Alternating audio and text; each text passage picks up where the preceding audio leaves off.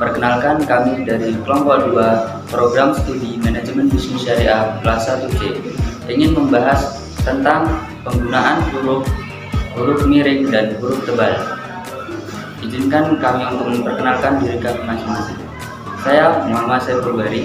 Saya Yudita Kasari. Saya Wiwit Rahma Baiti. Saya Olinda Nora Putri. Pada kesempatan kali ini kita akan membahas materi mengenai penggunaan huruf. Yang mana penggunaan huruf itu ada penggunaan huruf tebal dan penggunaan huruf miring. Apa sih yang dinamakan dengan penggunaan huruf tebal dan penggunaan huruf miring itu? Mari kita simak ke slide berikutnya. Pada slide ini kita akan membahas pengertian huruf miring. Huruf miring itu sendiri adalah huruf yang bercetakan miring, yang mana untuk sebagai penekan sebuah kata. Oke, pada saat ini kita akan membahas kegunaan dari huruf miring. Sendiri dapat digunakan untuk menuliskan judul buku, judul film, album lagu, judul acara televisi, judul siniar, judul akun, dan nama media massa yang dikutip dalam tulisan termasuk dalam daftar pustaka. Nah, selanjutnya itu ada contohnya. Yang pertama itu saya telah membaca buku Salah Asuhan karangan Abdul Muiz. Huruf miring terdapat pada kata salah asuhan itu dikarenakan salah asuhan itu merupakan judul buku. Yang kedua itu ada majalah Pujangga Baru menggelorakan semangat kebangsaan. Huruf miring terdapat pada Pujangga Baru dikarenakan Pujangga Baru itu merupakan judul dari majalah. Dan yang ketiga itu berita itu muncul dalam surat kabar Cakrawala. Huruf miring terdapat pada kata Cakrawala dikarenakan kata Cakrawala itu judul dari berita. Nah, yang kedua itu huruf miring digunakan untuk menegaskan atau mengkhususkan huruf, bagian kata, atau kelompok kata. Contohnya itu yang pertama, huruf terakhir kata abad adalah D. Huruf yang bercetak miring itu terdapat pada kata abad. Yang kedua itu himpunan ber pada kata berjasa artinya memiliki. Huruf yang bercetak miring terdapat pada kata ber yaitu berjasa.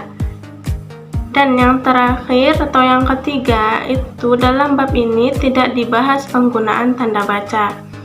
Nah, yang ketiga itu huruf miring digunakan untuk menuliskan kata atau ungkapan dalam bahasa daerah atau bahasa asing. Contohnya itu yang pertama, kita perlu memperhitungkan rencana kegiatan dengan baik agar tidak malapeh awu. Huruf miring terdapat pada kata malapeh awu. Malapeh awu itu berasal dari kata bahasa Minang yang artinya itu kecewa. Yang kedua itu nama ilmiah buah manggis ialah Garcinia mangostana. Huruf miring terdapat pada kata Garcinia mangostana dikarenakan itu adalah nama ilmiah. Yang ketiga itu Weltanschauung bermakna pandangan dunia. Huruf miring terdapat pada kata Weltanschauung. Dalam garis miring perlu kita ketahui terdapat beberapa catatan. Yang pertama yaitu ada nama diri, seperti nama orang, lembaga, organisasi, atau merek dagang dalam bahasa asing, atau juga bahasa daerah tidak ditulis dengan huruf miring. Sedangkan yang kedua yaitu dalam naskah tulisan tangan atau mesin tik, bagian yang akan dicetak miring ditandai dengan garis bawah satu. Lalu materi berikutnya yaitu pengertian dari huruf tebal. Menurut KBBI, kata tebal bermakna berjarak lebih besar. Huruf tebal dapat juga diartikan sebagai huruf yang dituliskan dengan jarak yang lebih besar dan tebal huruf lebih besar daripada huruf pada umumnya.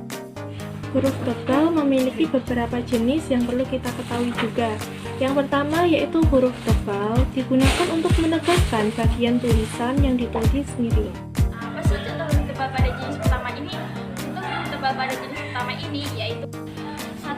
Contoh huruf tebal pada jenis pertama ini adalah pada huruf DH seperti pada kata Ramadan dan karena tidak terdapat dalam ejaan bahasa Indonesia. 2. Pada kata dalam ungkapan ora et labora berarti dan. Yang kedua yaitu huruf tebal digunakan untuk menegaskan bagian kerangka seperti bab dan subbab.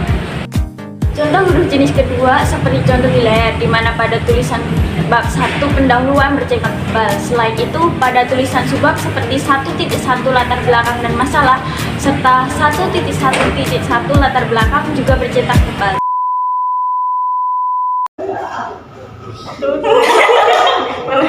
Contoh dari judul lakon dan nama media massa yang dikutip dalam tulisan.